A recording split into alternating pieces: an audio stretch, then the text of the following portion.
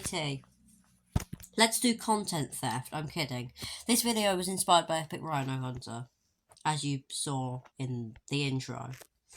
So today I'm going to be talking about some of the most underrated cars in CDT.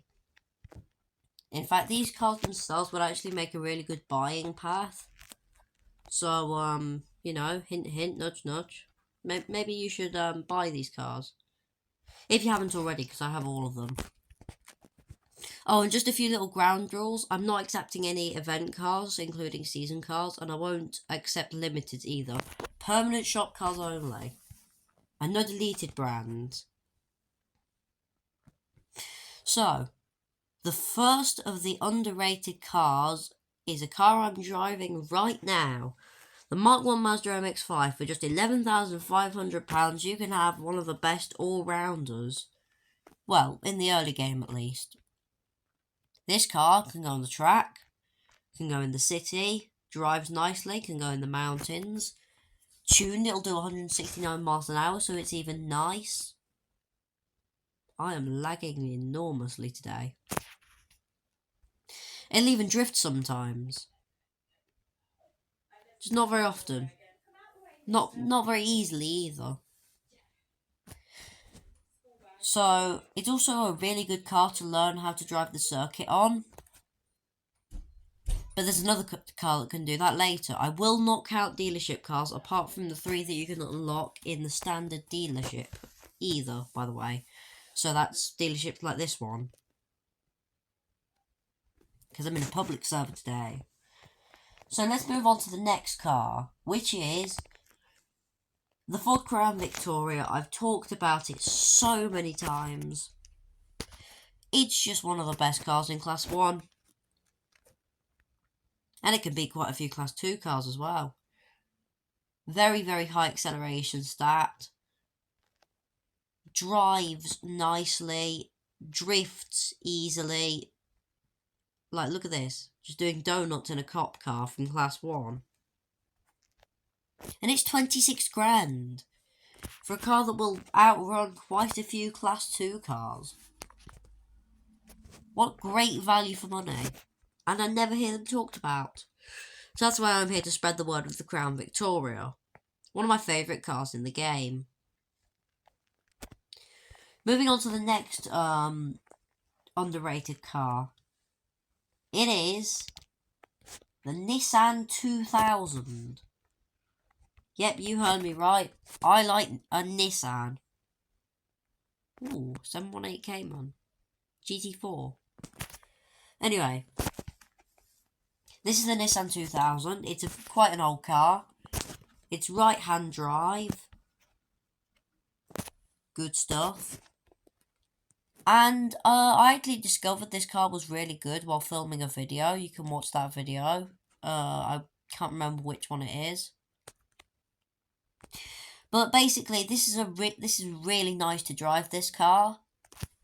It will also drift really well. And it's quite quick. It also handles, like, not just drives nicely, but handles really well as well. So you get a lot of confidence from it, rather than, you know, constantly brake steering, you know, hoping you got the braking point right into that corner. I've just driven it into the river. So it's probably the good idea to move on. And we will move on to... Where is it? Here. Yep, 4 Class 1 cars in a row. The Toyota GT86. This is the car you get for completing... Oh, how much of your dealership do you have to complete to get this? I'll find out. Hold on. And while we do find out, we'll talk about it.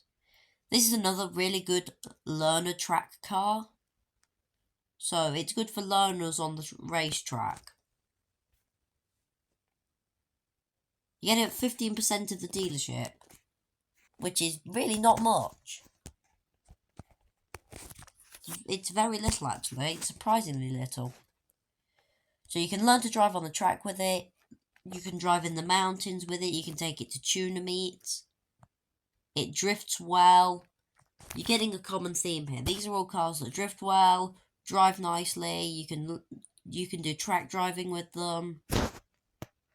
They punch above their weight. It's very good. And let's go for another. Where the hell have I just gone? Actually, it doesn't matter. Because the next car we're going for is... Where is it? The Mercedes E63. Here it is. This isn't an event car. This is because this event is actually permanent. Log on to the game 20 days in a row and you get this brilliant, brilliant car. The Mercedes E63. Not got much to say on it that I haven't said about all the other cars. It's never talked about. Like all the other cars, they're just never talked about, and I don't see why. Like this one, I just hit an amazing drift in it. I can turn it in. And I can do a drift. And it'll settle itself. Oh my... Is that an F50? I haven't seen those in a while. Anyway, let's move on. Yes, here it is. Here's a car I can actually talk quite a bit about. One of the best cars in the game, the Porsche Tycoon Cross Turismo, or at least it was for a while. When they added engine upgrades, but it was between the period between engine upgrades and turbos. So we had engine upgrades, but we didn't have turbos. This was one of the best drag cars in the game. For about 250 grand all in all, or definitely less than 300 grand. You could have a car that would be all the best cars of the day. You know, F5 Venoms, Jesco Absolutes, Bolide, 300 pluses, 919s, Mission Rs. Yeah, the Mission R was quite good as well.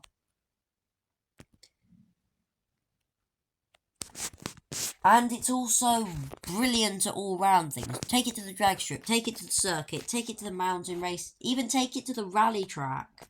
And it will hold its own perfectly. You can even take it drifting. Check this out. That was a terrible drift. Hold on.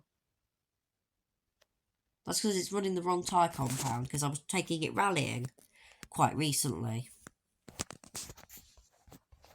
Moving on. Here's a proper drift car. The Toyota GT86 Pro. Or the drift car, GT86. And the reason I'm singling this out specifically, because it's a permanent shop drift car, and it has amazing acceleration. It drifts well, incredibly well actually. Like I just did a nearly double 360. Donut, you know. You can drift this thing forever, and it's really good to learn to drift in. And I just crashed it. Says a lot. So it's actually really common, but I don't hear anyone talking about them because they're just like, oh, common as muck, GT86 drift cars. No one cares, etc. Boring.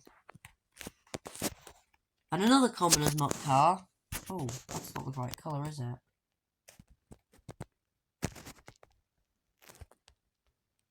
Yeah. Is this the Porsche 992 911 GT3?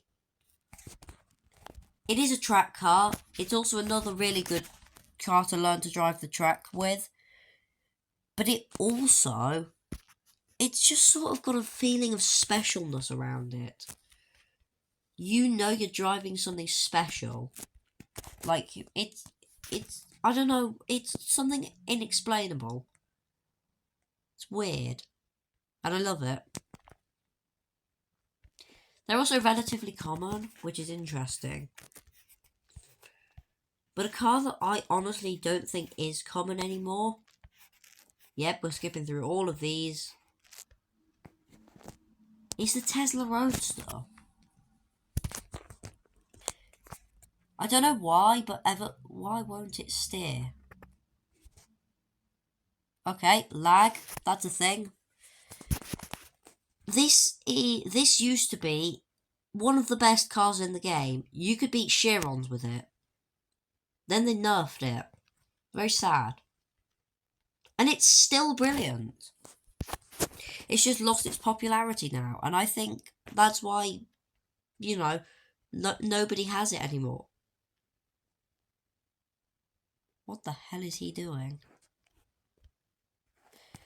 So yeah, now it's just lost its popularity, which is a shame because I highly recommend picking one up. This car is fast. Very fast. 222 miles an hour. And it still drives amazingly on the track. It still drives amazingly on the track as long as you drive it properly, because if you do something like catch the inside at speed, you tend to flip it. Very sad. Yeah, no, I can't drive this on the track properly. Let's move on. Chiron Beta. Very simple. And we will move it on to the Koenigsegg Gemera. The Regera used all the time. The Gemera, never see one. Never see any of them. These are really rare now. And not talked about enough because they're overshadowed by the Regera. Which is a shame because I used to daily this all the time. Yeah, it used to be the Lotus Evire and this Gemera as my daily. Mine used to be electric blue. Weird. Fond memories. You can take your mates out in this as well. It's 4 seats. Needs an interior, Foxy. Please give it an interior. Other than that, well, again, the acceleration is off the charts because it's a 1-gear Koenigsegg. So, yeah, basically the acceleration of the electric cars, but you can turbo it as well, making it even faster. Because what's the point of having a car that's silly fast if you can't make it faster? And then we move on to the penultimate car I'm going to talk about. My other daily, the Lotus Evire. This car lost its popularity before it existed. This was never a common car. And yet... Oh god, why is mine not white? I swear mine used to be... There we go. And interestingly enough, it's brilliant. 260 miles an hour. You can't go faster for less. Drifts nicely, as long as you know how to drift. Drives incredibly well. Accelerates amazingly fast. Brakes, watch this, brakes. Stops on its nose. Silly. And then the final car. The Rimac Nevera. Yep, the Electric King. Which has recently, it's actually gained quite a bit of popularity recently, but I'm still putting it on here. Because thanks to the removal of Hennessy and SSC, Foxy, screw you. This is now the best car in the game that you can that's in the permanent shop. Why is there a random red, white and blue Dodge Viper ACR? I don't know. But this is actually the best permanent shop car that you can get. 277 miles an hour when it's tuned. Because that's obviously not broken in any way. My problem is it is a bit too expensive, but I'm still putting it on here because it's not talked about enough. And it's very fast. Quite difficult to drive on the track though. You can actually see my full review of it on YouTube. So yeah, go ahead and watch that. Because today's video's over. Thank you for watching. I'd recommend you buy one of these.